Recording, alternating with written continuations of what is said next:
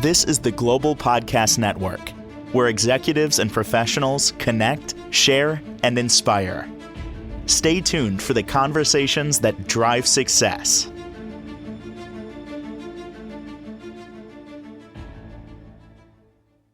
And welcome back, everybody. Class is in session, and this is a class unlike anyone you've ever been to. We are going to teach you glass blowing today. Yeah, virtually. Very cool. And that's with the help of a gentleman that's been doing this for decades. He's the owner, teacher, and manager at Prairie Dog Glass, Santa Fe, New Mexico. And he is Patrick Morrissey, joining us once again on the program. How are you doing today? I'm doing pretty good. Yeah, we're already here in the studio, already working. And we have our friend Nicole, who's taking a class today, and we're making a cowboy boot, and it's in this it looks like black, but it's really aventurine blue. So what that is that's a dark blue with sparkles. You know, any good cowboy boot should have sparkles. That's all I'm saying. Yeah. I don't know what rodeos you're going to, but okay. Oh, come on. Here in New Mexico, they have sparkles, you know, because, it's a rodeo kind of place. Awesome. You know? Yeah. New Mexico has a lot of horse riding and, rodeos and all that kind of stuff. I mean, we're the 5th largest state, so we have plenty of room to ride. So take us through what's going on right now. What stage are we in? But right now, we have one layer, but with 2 layers of color on already. And what we're doing is he just started a bubble in there, and he's getting ready to add another layer so he can make the boot. So that's our color layer that we have on now. So 1 layer of clear, 2 layers of color, and then we'll put another layer of clear over it to make the boot. Very nice. And that's the furnace that you can see back there. I think we got it in view. And so, and that they're over the bench right now. Let me move that over a second so we can get you in closer.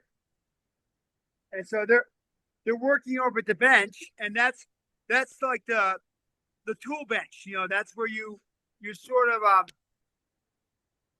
that's where all the tools get used when you're sitting down. So why do I see a flame burning above there? Just above Nicole. We have a torch. We play with fire. Wow. Everybody has one in their garage, right? You should. I wish I did. I know. It's so funny when I finally started getting them, using them here. I'm like, why did I wait so long? You know what I mean? There's always a use for a torch, and I'm being very serious about that. Like it's convenient. Now, is this going to be put into some type of form? No, they're going to freehand it. Oh my gosh, I can't even imagine that. So Nicole comes like once a month, and she works for 1 hour, and so she makes a couple pieces. But today, she just needs a boot, so we're only doing a boot today. But she's one of our regular comebacks. We met her through an adult day hat, and so that's where she's from. And so and she's been coming here for 6 years now. So very interesting. Now, how long do you think, on average, it's going to take to make that boot? Oh, they're going to be done in 15 minutes. Somewhere around there. It's not that long of a piece.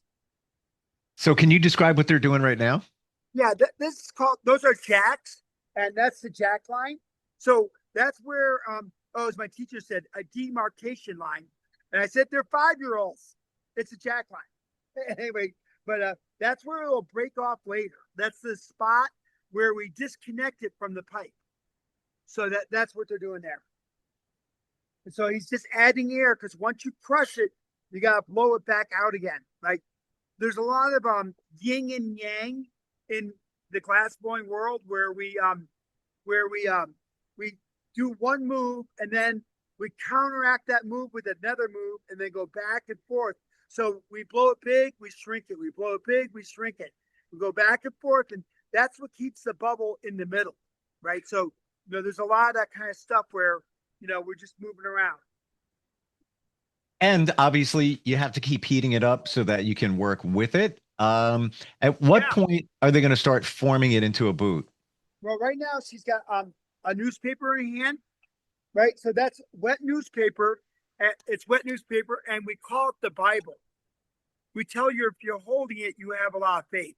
And And so you can see them shaping it in the wet newspaper, right? And then, why would you use, obviously I get the wet part of the paper, but why use newspaper? well, it gets a carbon on the surface, and you can basically turn it into a wet baseball glove. And because it packs so nicely, you get to keep using it all day.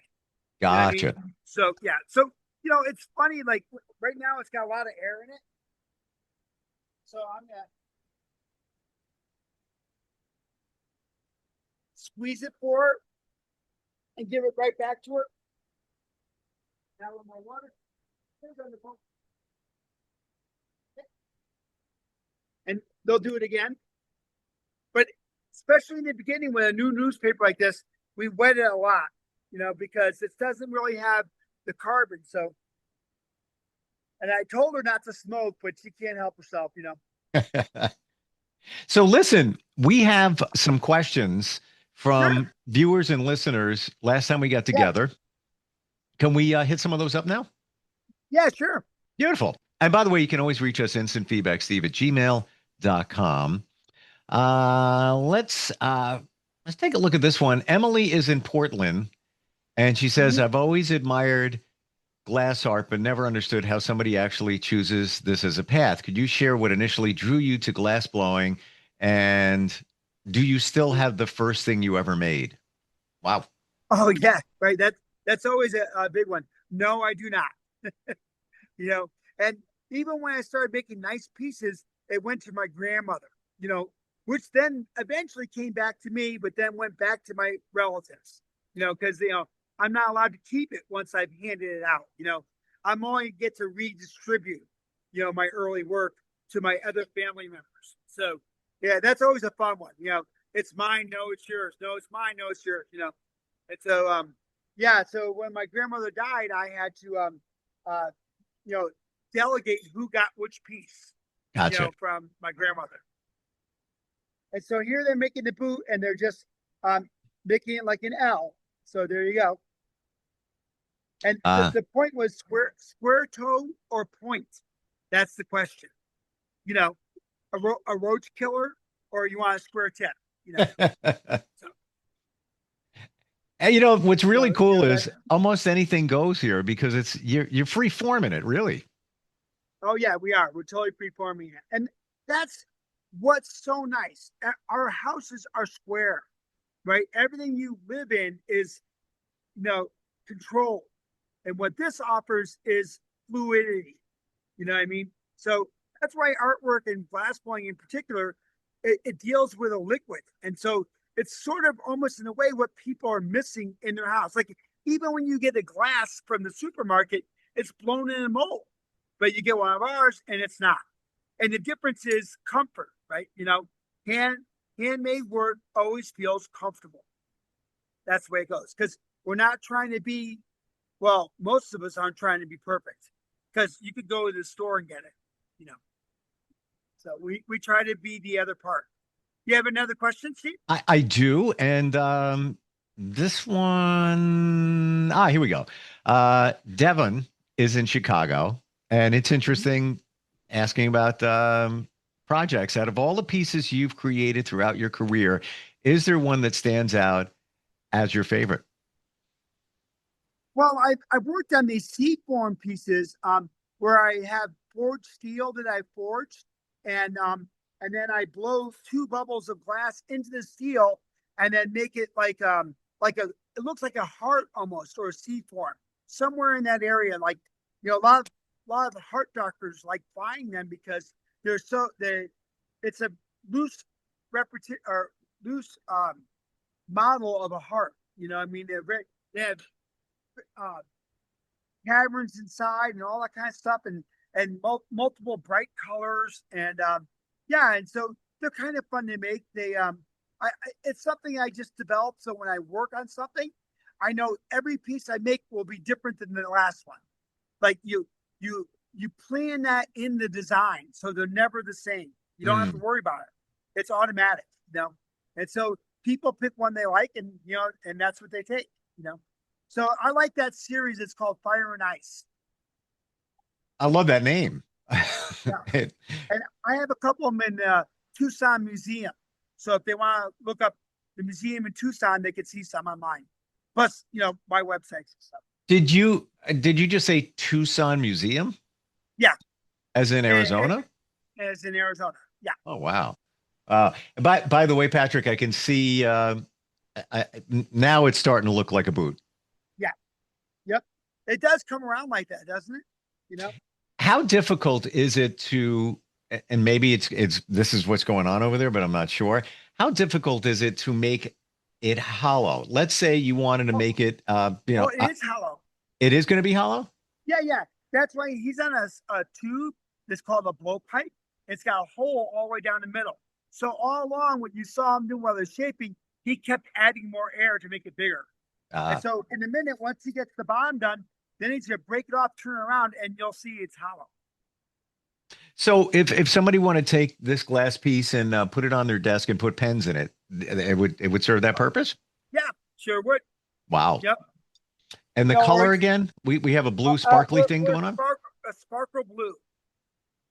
Wow. Huh. So I did make all the beer boots and all the ice pitchers for Beer Fest the movie. Say that again? Beer Fest the movie. Uh-huh. I made all the boots for the movie.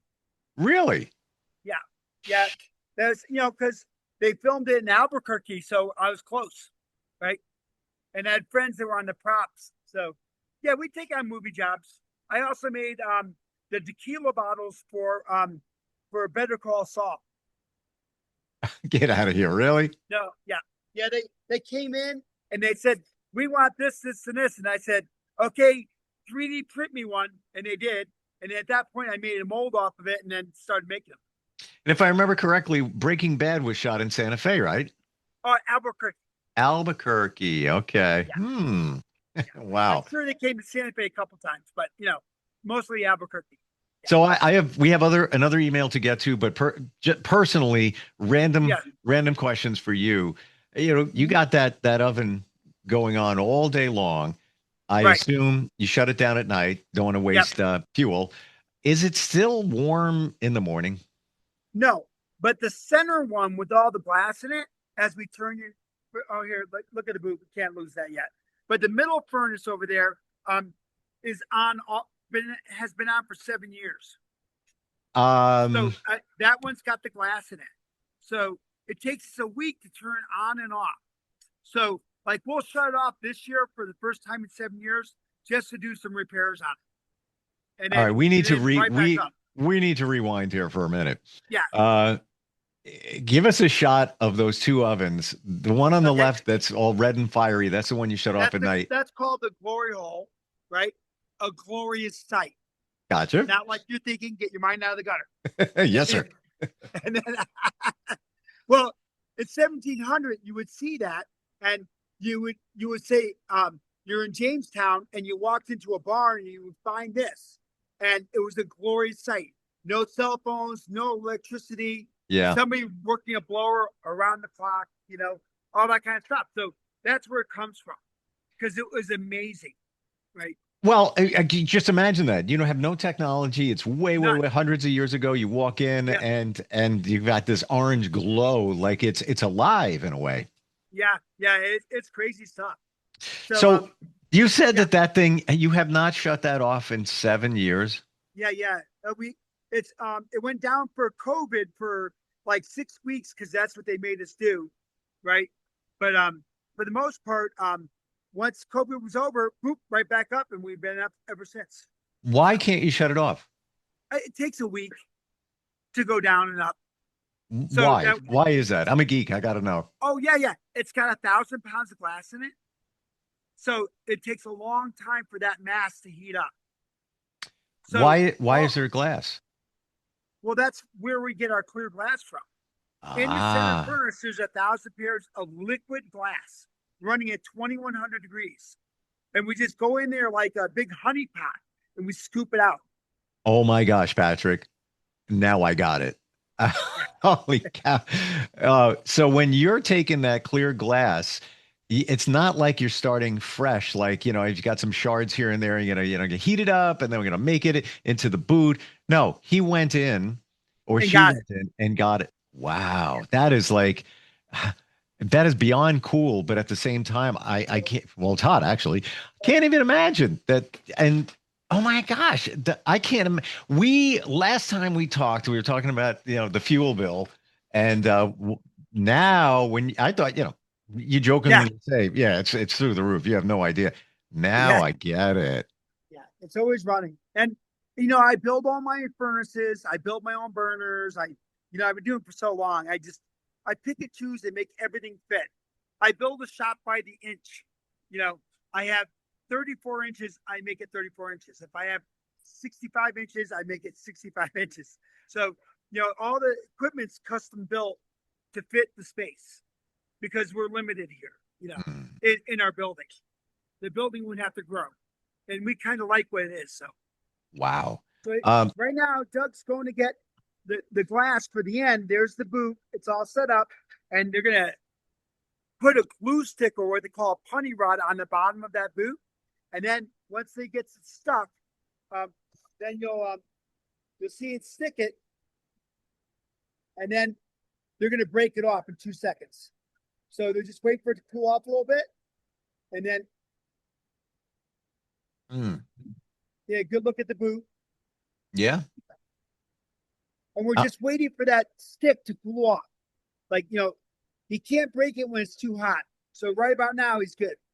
Then he drops a little water on there. And now the water's like hatchet marks. Just makes it so cold right there. And then all he does is push it up and then tap. And there you go. And that's the break. how And often now, does that break go wrong? we do it like every 15, 20 minutes. But it doesn't always work out, if you know what I'm saying. Yeah. Like, yeah. Sometimes they hit the floor. We call those floor models. And with a bucket of water down there, it's a swimmer. Yeah. Reminds you of Mr. Bill. No, no. I actually remember that. Yeah, Think we yes. let me take a Sluggo had a good time. here we go with the question from Carlos, who checks in from South Beach and says, "Ooh, I'm fascinated by the craft.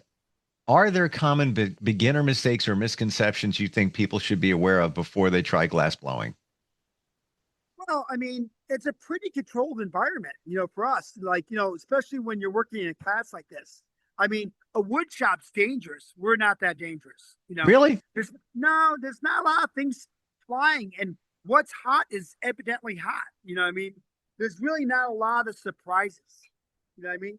So there's the hole right there, and then he's gonna put that right in there, right inside the hole. Oh, it's a good shot. Now we can really see how that Yeah. was formed. Ooh, that's Yep. amazing. And then now he's making it a little flat because it's oval, right? Yes. Yeah. Wow. Yeah. Yesterday at school, I had to make a purse. Really? Yeah, yeah. Well, they're young kids and they're women, and you have to have a purse, right? Even though So, you can't use it, but it was a birthday gift for somebody. so that being said, we got a boot. Yeah, We're gonna give that to somebody. It's their birthday. How right. right? We're making it right now. We're free forming it, getting it done. Yeah. How soon would that be ready to hand to somebody? Always the next morning. It Okay. always cool. It goes in our boxes. It cools slowly overnight. Otherwise, it'll break. So our freezers, there's one right up there, a big one, and then we have a couple over here on this side, right? Yep. Those run at 950 degrees. That's a freezer. That's a freezer. And so our glass freezes at 1,000. And so once it goes below 1,000, it's frozen or no longer moving. See, So so when you remove it from the freezer, it's still like 900 degrees or up there. well, I put it in there. When I remove it from the freezer, it's like 150. That's what the freezers do. They bring them slowly down to room temperature overnight, and they Wow. call that annealing. That's where all the molecules line up and stay lined up. If you put a piece of glass on the floor and you even slide it an inch, it just blows up.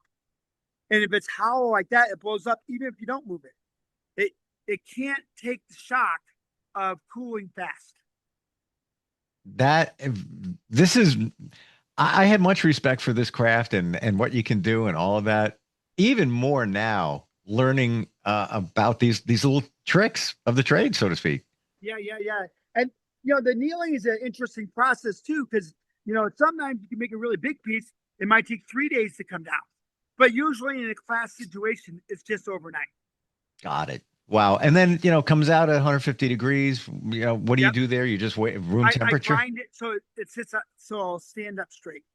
A lot of our work needs to have a grinding process to the bottom where we literally put on like a grit wheel or diamond wheel and we flatten it so it stands. Because remember, everything we do is soft. It's like, there's no real square corner. So you always want to give it just a little grinding so it's steady.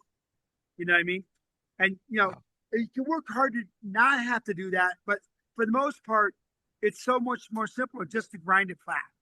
And remember, everything else is a liquid. You know what I mean? So the shape's a liquid, the form's a liquid, but the bottom has to sit on a table. So we make that flat. Mm. Now, what's he doing now? Right now, he's warming the bottom because the top was so hot.